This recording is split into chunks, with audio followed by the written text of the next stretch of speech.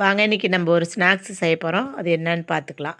அதுக்கு தேவையான பொருள் என்னன்னு பார்த்துக்கலாம். 2 பெரிய வெங்காயம், ஒரு 2 கொத்து கருவேப்பிலை, பச்சை மிளகா ஒரு 4 பச்சை மிளகா, பெருங்காயத்தூள் ஒரு அரை ஸ்பூனு, உப்பு, சாதம் 1 கப்பு, கடலை மாவு ஒரு 2 டேபிள் ஸ்பூனு, அரிசி மாவு 2 டேபிள் ஸ்பூனு. சாதத்தை மிக்சியில் போட்டு ஒரு அடி நல்லா நைஸாக அரைச்சிக்கலாம். நைஸாக அரைச்சி எடுத்துகிட்டு வந்துக்கலாம். நைஸாக அரைச்சாச்சு பாருங்கள். அதை ஒரு கப்பில் எடுத்து போட்டுக்கிட்டு அது கூட நம்ம எடுத்து வச்சுருக்க அரிசி மாவு 2 டேபிள் ஸ்பூனு, 2 டேபிள் ஸ்பூன் தான் எடுத்து வச்சுருக்கேன். அது ஃபுல்லாகவே போட்டுக்கலாம். 2 டேபிள் ஸ்பூனு கடலை மாவு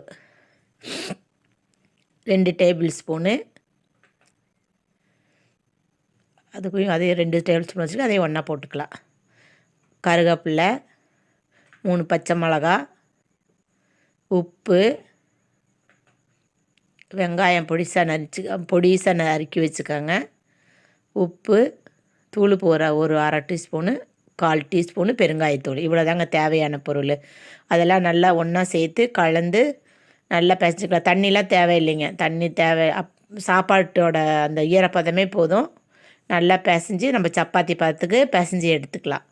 சப்பாத்தி மாவாட்டம் பிசைஞ்சு எடுத்துக்கிட்டு அதை சின்ன சின்ன உருண்டையாக உருட்டி எடுத்துக்கலாம். உருட்டி நம்ம ரொட்டி ஆட்டம் தட்டி எடுத்துக்கலாம். சின்ன சின்ன உருண்டையாக உருட்டி எடுத்துக்கோங்க. சின்ன சின்ன உருண்டையாக உருட்டிக்கலாம். உருட்டி எடுத்துக்கிட்டு நம்ம கையிலே தட்டிக்கலாங்க. பாருங்கள், இது மாதிரி சின்ன சின்னதாக தட்டி வச்சுக்கோங்க. மத்தியானம் செஞ்ச சாதம் தாங்க இது. பிள்ளைங்க சாயந்தரம் வர நேரத்தில் ஸ்நாக்ஸ் செஞ்சு கொடுக்கணுன்னு ஆசைப்பட்டோம்னா பாருங்கள், ரொம்ப டேஸ்ட்டாக ரொம்ப நல்லாயிருக்குங்க. டேஸ்ட்டாக இருக்கும். எண்ணெயெல்லாம் பொரிக்க தேவையில்லை. நம்ம தோசைக்கல்லையே பொரிச்சிக்கலாம். இது மாதிரி கையிலே தட்டி ரெடி பண்ணி வச்சுக்கோங்க ஃபஸ்ட்டு. அப்புறமா நம்ம தோசைக்கல்லில் போட்டு எடுத்துக்கலாம். வாங்க, ரெடி பண்ணியாச்சு. இப்போல்லாம் தட்டி வச்சாச்சு. தோசைக்கல்லில் போட்டு எடுத்துக்கலாம். எண்ணெய் கம்மியாக ஊற்றினா போதும். ஒரு 2 ஸ்பூன் அளவுக்கு எண்ணெய் ஊற்றினா போதும். ஃபஸ்ட்டில் 1 ஸ்பூன் அளவுக்கு எண்ணெய் ஊற்றி தோசைக்கல்லில் வச்சுக்கலாம்.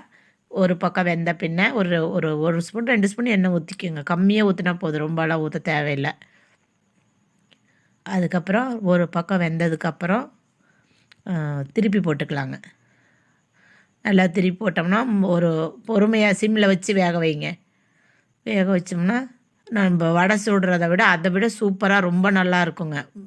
மேலே மொறுமொறுன்னு இருக்கும், உள்ளார சாப்பிட்டா நல்லாயிருக்கும். டேஸ்ட்டாக இருக்கும். ரொம்ப டேஸ்ட்டாக இருக்கும். நீங்கள் ஒரு வாட்டி செஞ்சு சாப்பிட்டு பாருங்கள். மத்தியானம் செஞ்ச சாதம் தாங்க. பிள்ளைங்க இப்போ ஸ்கூல் விட்டு வர டைமில் இதை செஞ்சு கொடுத்தோம்னா நல்லா டீ ஒரு டம்ளர் வச்சு செஞ்சு கொடுத்தோம்னா அவ்வளோ சூப்பராக இருக்குங்க.